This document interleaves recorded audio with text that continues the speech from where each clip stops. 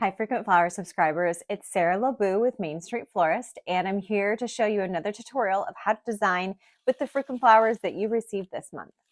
So you are getting some stems of salal, or sometimes called lemon leaf, this month. This is going to be your greenery. It's a really long-lasting, hardy greenery, an easy one to work with. You are also going to be getting roses this month, and you are getting a variety called Free Spirit. Now, what I'm working with today is called Country Home. I wasn't able to get my Free Spirits in early enough to show you those in the video, but they are very, very similar in the petal count and how they open. We're going to get more into that. And then you also have a little bit of Safari Sunset, also known as leucadendron. So back to the roses. They're going to be the stars of the show. So you are getting Free Spirits. These are our all-time favorite rose here in the flower shop for a multitude of reasons. First off, they're a gorgeous color.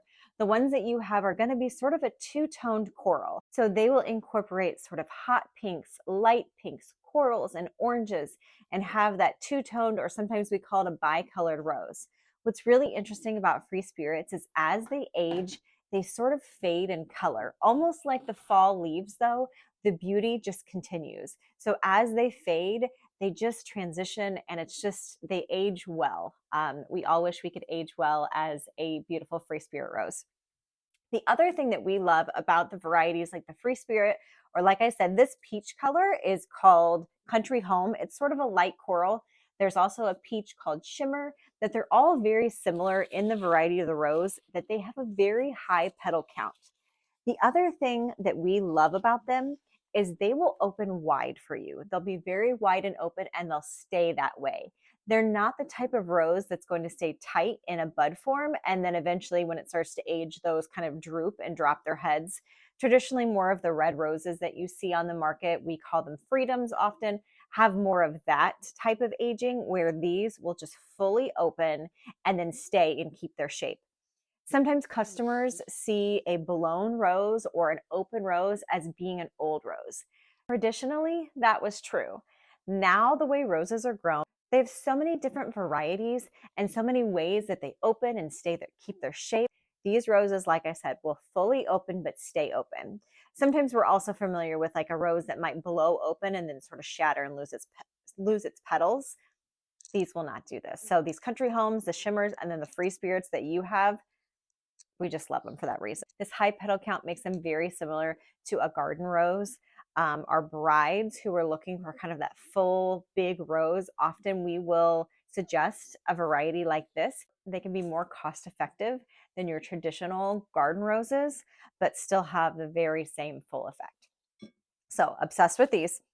And then we also have your leucadendron or your Safari Sunset. So this is actually the bloom in the flower here, and they really more look like a very textural foliage. They range in sort of a light green, yellow to a darker burgundy, which we love the ones with the burgundy hints during the fall season.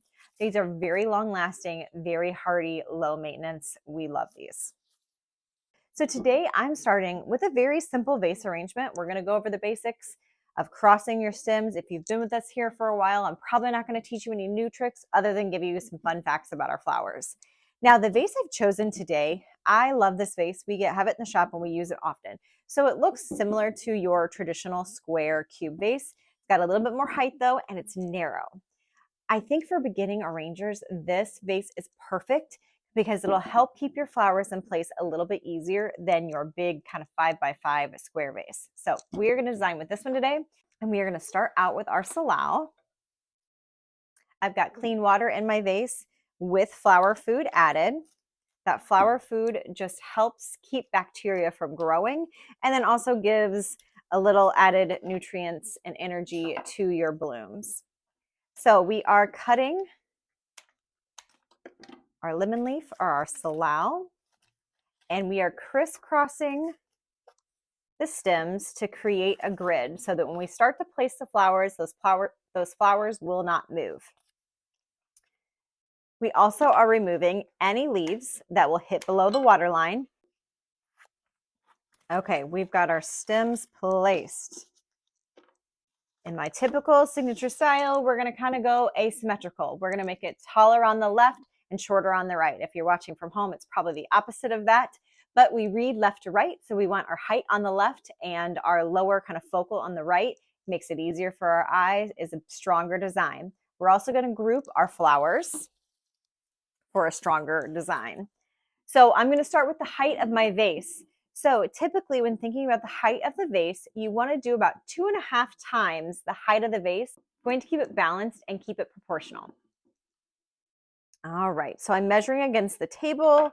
I've kind of got 2.5 there. I'm going to cut my stem. Now remember, I'm going to remove any of that foliage that is below the water line. And I'm going to go up and to the left at my angle.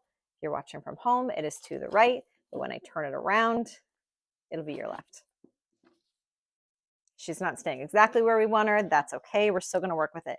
Now, this is a super long stem. I can still get some life out of this guy. We're going to hold on to him.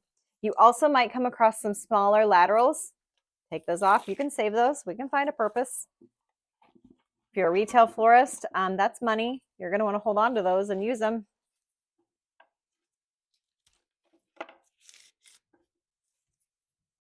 Okay. Still crossing my stems as I'm placing them. I'm working on getting this guy to keep its height. I think when I bring my others out, she'll stay in place. So this is the recipe from our 10 stem bouquet. So you're getting 5 of the Safari Sunset and 5 of the Free Spirit roses.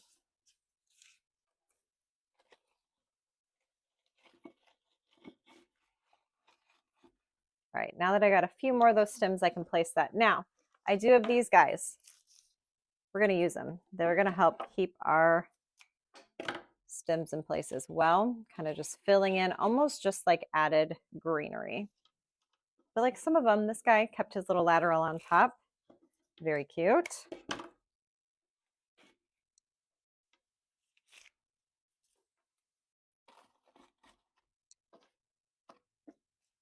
If they're not cute, you don't have to use them. If you were doing a wedding work, if you had little shorties, these would be perfect for little boutonnieres or corsage work. Okay, so we've got our safari in there. We've got our greenery. So you can see our shape, how we're getting our height to the left. And now we're going to move down to the right. And that's where our focal, where our roses are going to be. So cleaning our roses, I'm going to remove any foliage that might be below the water line. I'm going to cut off any thorns.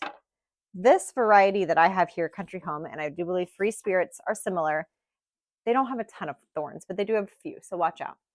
Also, if you look on the outer side, we've got a couple of petals that just don't look very pretty. This is still a beautiful fresh rose. These are the guard petals. These are the first petals the flower bud creates. They protect it as it is growing. So, of course, they're going to be a little beat up. And all we're going to do is gently remove them. And we have a beautiful rose. If you want your rose to be a little more open, you can sort of gently blow into it. Gently use your hands to massage it. You can also give her a little twirl. But honestly, these will open up very easily in time. You really don't have to force it. I prefer to watch them slowly open. All right, turning my arrangement back over because I am not magic and I need to see it. Do you ever wonder how people do that? Other florists or cooking shows where it just seems like they're not even paying attention to what they're doing, but it still comes together beautifully. I envy that. Maybe someday. Okay, this is my height of my rose. I'm going to fill in with the rest of where I'm going with it.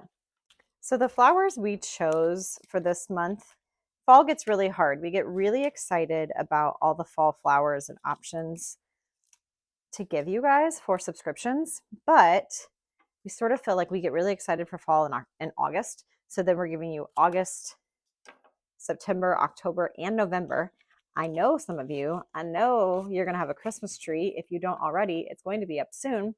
So we're hoping that these are sort of a transitional color. They definitely, are sort of fall, but they're also just bright and cheerful. And to be really honest, These flowers are certainly, the roses are certainly going to fade before we really get into the Christmas winter holiday season. So you'll be just fine. Now, your Safari Sunset, these guys, they may hang in there and they will blend in just fine with your evergreen. They're actually in the evergreen family and still look beautiful. Okay, so we grouped our roses to one side, made them our focal. I still have my arrangement all the way around. It's predominantly one-sided, or depending on where you're standing. A very simple arrangement, very modern arrangement. If you're trying this at home and you don't have this exact vase, we do have them available here in the shop.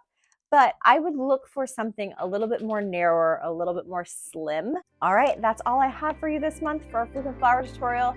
Thank you for joining us, and we'll see you next time.